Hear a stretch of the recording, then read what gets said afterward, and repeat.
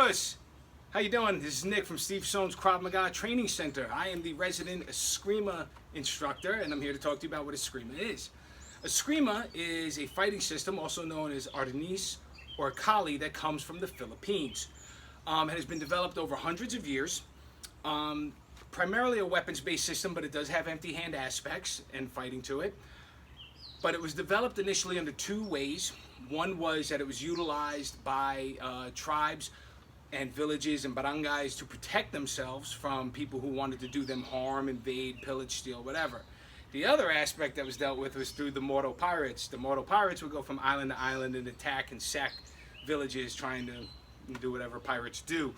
And it was through these clashes that the systems would evolve. There would be families that would keep it very secret and not share to outsiders, right? Because they wanted to keep that to themselves and have their techniques there, very, very tight-knit. And it wasn't until the 60s that it became much more accessible through Grandmaster Angel Cabales in Stockton, California.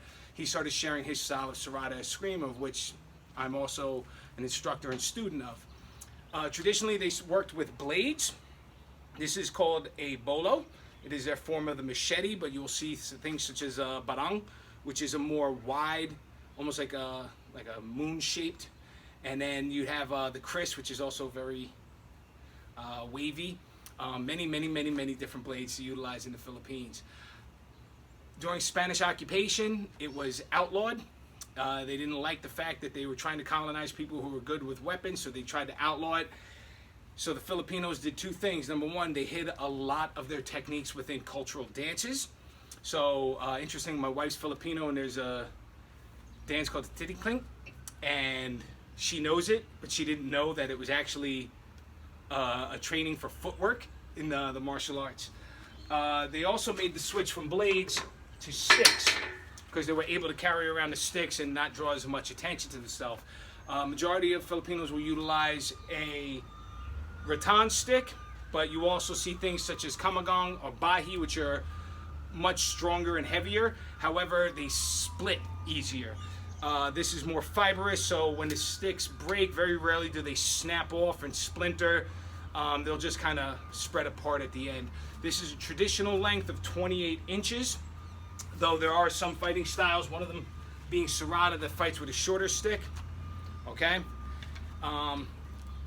When you grab a longer stick, or any stick of that matter, you want to be 2 to 3 inches, or actually fingers, and that's called your puño, using for striking. You're not just hitting with the tip, but sometimes you're getting close, boom. In Serrata, less of a puño, because you have a shorter weapon, okay? There is also a form of it called espada y daga, sword and knife. You can utilize this with a bladed weapon or a stick, in which this is your main weapon, this is your backup weapon, and utilizing the blade, all right, as a means for further damage and attack. Also, though, whatever you do with the blade should be able to do with an empty hand. And this could be a check, it could be a slap, punch, eye strike, okay?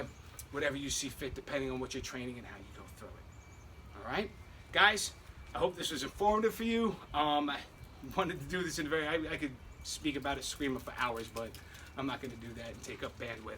But that being said, I hope to see you guys in class. Have any questions, feel free to ask me. Let's